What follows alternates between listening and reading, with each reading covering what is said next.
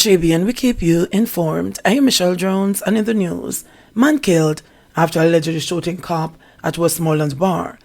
A man who allegedly shot and injured a policeman is dead, and an illegal gun and ammunition seized following an incident at a bar in Farm Pen, Westmoreland on Saturday night. The deceased has been identified as 33-year-old Michael Davis from the community.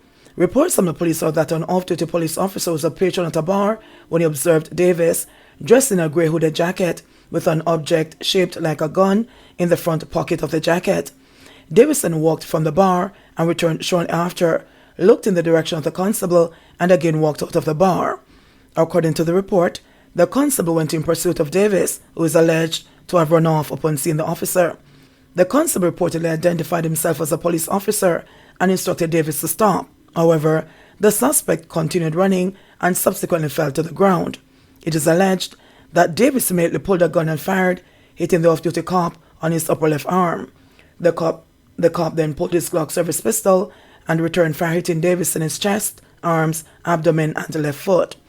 The cop thereafter retrieved the gun, which was found to be a black Glock 19 9mm pistol with 4 rounds of ammunition. The off-duty officer is said to have called for police assistance and later drove himself to the Savamore Public General Hospital for treatment. Davis was transported shortly after to the hospital by the police, where he was pronounced dead. This is the second police fatal shooting in Westmoreland since the start of the year. Ex-cop shot dead at St. Thomas' home. An ex-policeman was shot and killed at his home in Seaforth, St. Thomas, on Saturday night. He has been identified as Andrew Thomas, who had been assigned to the St. Andrew North Police Division. Reports are that Thomas was leaving his house about 8:30 p.m. when, on reaching his gate, he was pounced upon by unknown assailants and shot multiple times. He was taken to hospital, where he was pronounced dead. The Seaforth police is investigating the matter. Policewoman dies after a short period of illness. The Jamaica Constabulary Force JSF has lost a member who died in hospital on Sunday morning. The deceased is Woman Constable Cassandra King of the Islington Police Station in St. Mary. In response to the development, the Jamaica Police Federation, in a brief statement, said Woman Constable King died after a brief period of illness. In response to the development, the Jamaica Police Federation, in a brief statement, said Woman Constable King died after a brief period of illness. We mourn her passing and express sincere condolences to her family, colleagues, and friends, said the Federation. The deceased officer is believed to have had 3 years of service in the JCF. Negril man shot dead by a gunman on motorcycle. A man was gunned down while charging his cellular phone at a neighbor's house in Nonperil Heights, Negril, on Saturday morning. The deceased has been identified as 42-year-old Marlon Robinson from the community. Police report that about 10 a.m., Robinson and a female friend were walking along the Esquith Main Road when they stopped at a house in order for Robinson to charge his cell phone. While he was waiting on his cell phone to be charged, the female friend went inside the house and Robinson remained outside. The report said 2 men later drove up on a motorcycle. And began talking to Robinson. Shortly after, one of the men brandished the handgun and fired several shots at Robinson before fleeing with his crony on the bike. The police were summoned, and on the arrival of the lawmen, Robinson was seen lying on his left side inside the yard with what appeared to be gunshot wounds to his head and back. He was subsequently transported to the Savamore Public General Hospital, where he was pronounced dead. Robinson is said to have recently returned from prison after serving a 13-year sentence for murder. Investigations are ongoing, the report said. Husband of prominent Westmoreland lawyer charged for illegal gun. The husband of a prominent Westmoreland lawyer has been arrested and charged with illegal possession of firearm and ammunition following a police operation in Little London, Westmoreland, on Sunday. Charged is 36-year-old Jason Barrett of a Rose Street, Savamore address in the parish. Reports from the Westmoreland police are that about 12:30 a.m., a team of officers were on mobile patrol in the Big Bridge area when Barrett was seen at the front of a shop with a bulge to the right side of his waistband. Barrett was accosted and searched, and a gun taken from his waistband.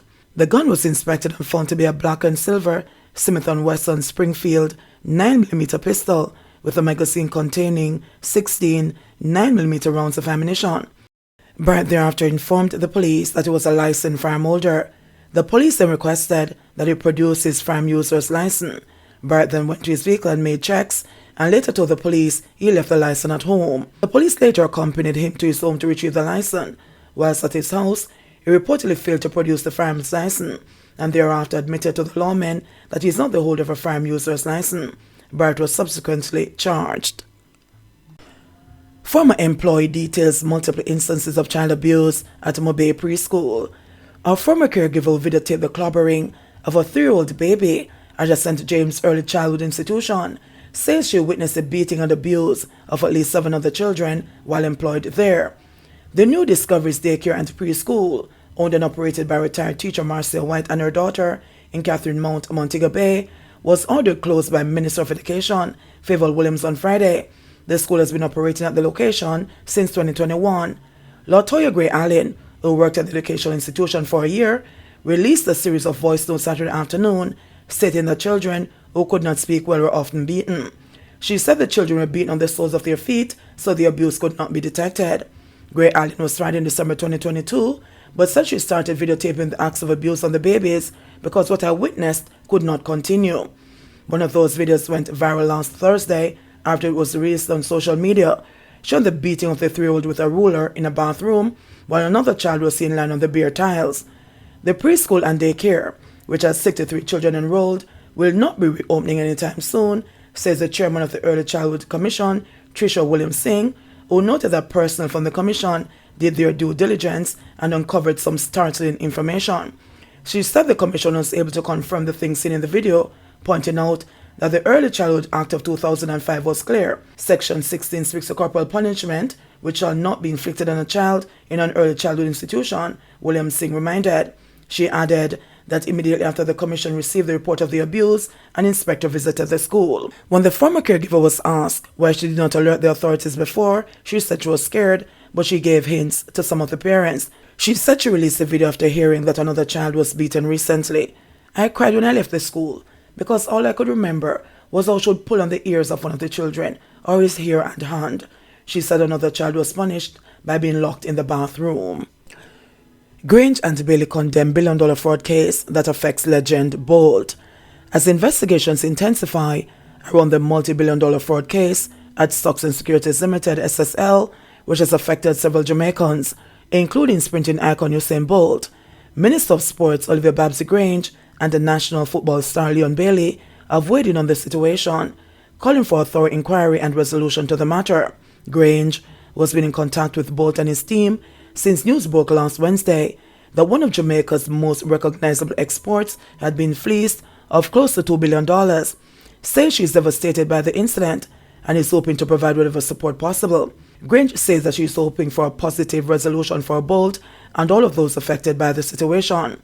The matter is so sensitive that I really can't comment in relation to specifics or details, but what I can say is that what I've read in the press is frightening, Grange said. The Prime Minister condemned it. The Minister of Finance condemned it. I'm condemning it, and I'm saying it's horrible and it's atrocious. It has devastated me, certainly, and I can imagine how Usain or those around him must feel. I'm here to give whatever support I can to them.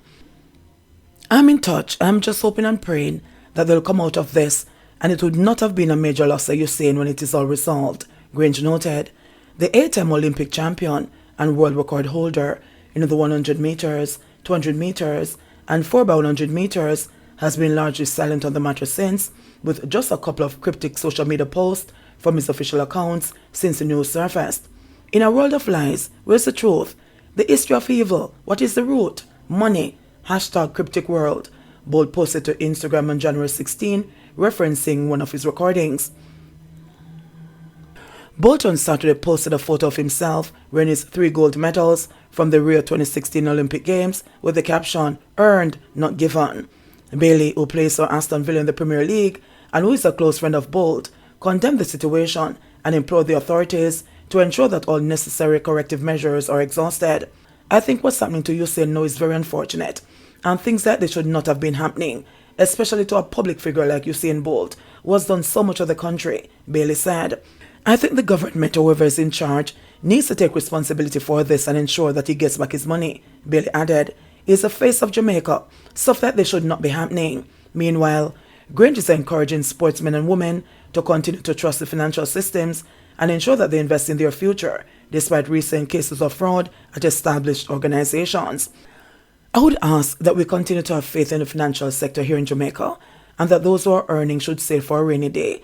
Just make sure they get the right advice. Make sure they deal with institutions that have a tradition of being stable and successful, and that is important to plan. Estate planning is important, said Grange. Your pension is important. You have to make sure you plan for your family and you provide some security for them for the future. And I'll still encourage your athletes when in a position to do so not to lose faith. Your pension is important. You have to make sure you plan for your family and you provide some security for them for the future. And I would still encourage your athletes when in a position to do so and not to lose faith. What has happened is very disappointing. What has happened is still, and I would say, surreal.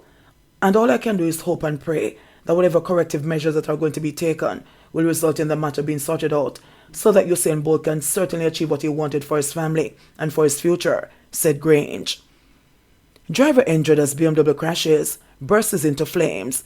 The driver of a BMW motor car was admitted to the Sentence Bay Regional Hospital on Saturday night after the car crashed and burst into flames along the Ocho bypass. A resident who lives near the crash scene said that the accident occurred shortly before 8 p.m.